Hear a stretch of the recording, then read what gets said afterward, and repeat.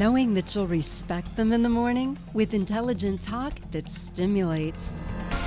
Welcome back to our Picking Up the Pieces segment of Inside the News. In the bottom middle, we've got Ben Brunson. Top left, Frank Vernuccio, and I'm in the top right. My name's Guy Wehman. You're listening to us on affiliates across the country, AUN TV. Want to thank them and YouTube, SoundCloud, and of course, you, our listeners and viewers. We thank you so much. Click that like button because it means a lot to us and it helps. And we're going to talk about some of those algorithms that YouTube uses, and they look at those like buttons. Okay, the AFL-CIO. You know what, Ben? Maybe you better tell people what those initials stand for and what the importance of Labor Day was before you get into your story. Well, the AFL-CIO is the oldest and used to be the largest. I think they've been surpassed by government unions, but used to be the largest union, American Federation of Labor, and the Congress of Industrial Organization, if I recall correctly, on the CIO. But anyway, Richard Trumka runs the AFL-CIO, and we've talked in recent shows about how Donald Trump has really flipped the union vote to the Republican Party, specifically to Donald Trump.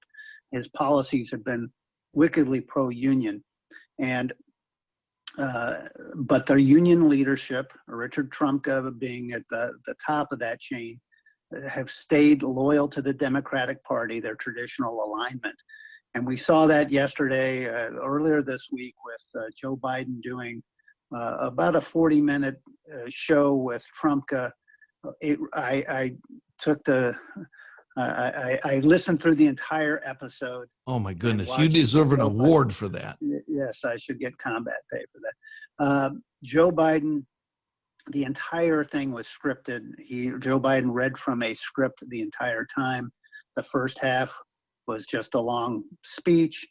The second half was Q&A, but the Q&A session was 100% scripted as well. So they were pre-recorded questions, and the answers to which came from Joe Biden were purely scripted responses. They were just long speeches. It didn't sound like Joe Biden. It sounded like a speechwriter. And I just sit there and see a man who's totally unprepared for any type of extemporaneous discussion on the issues. We see that in recent events, the press have been given scripted questions to ask. One notable press person complained and refused and said, "I'm not going to go off the script. I want to ask you this question, Mr. Biden." So this is the part of the strategy to limit his exposure, limit his exposure to flops, to brain hiccups, and the issues that he has been showing repeatedly, and what is, in essence, his dementia issues.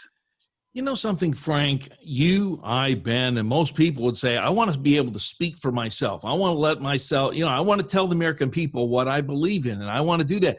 And he is so much wanting or being willing to be used that he is now literally a puppet.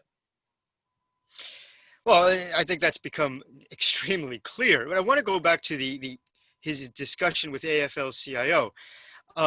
There is no place in American politics where there's a larger dichotomy between the leadership of an organization and the interest of its own rank and file. The fact of the matter is Donald Trump has been the most pro-union worker president in many ways, probably more so than any other president, Democrat or Republican. His attempt to bring jobs back from China is, of course, the primary factor in all of that.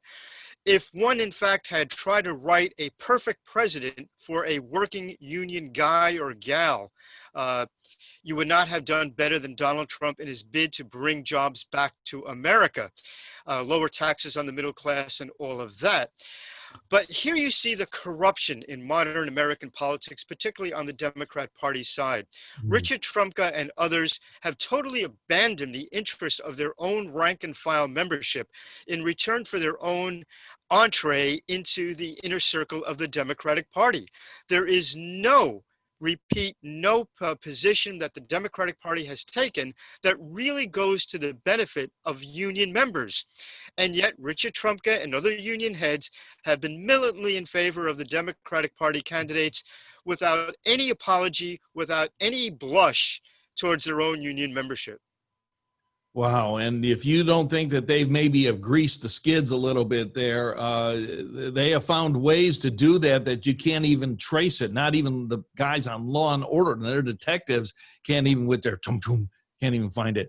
That was Frank Vernuccio. He's with usagovpolicy.com, American Analysis of News and Media. We also have Ben Brunson, the author of the Falstaff, Enigma, and Esther, Sling. You can find his books at Amazon.com and more about Ben at benbrunson.com. We're on AUN TV. That's AUN-TV.com. 10 stations in Northern California. Yes, we're in California. YouTube and SoundCloud. We want to thank all of our radio affiliates across the country. We're going to be back, put a bow on the program. Stay with us. You're listening to Wehman, Brunson, and Vernuccio, Inside the News.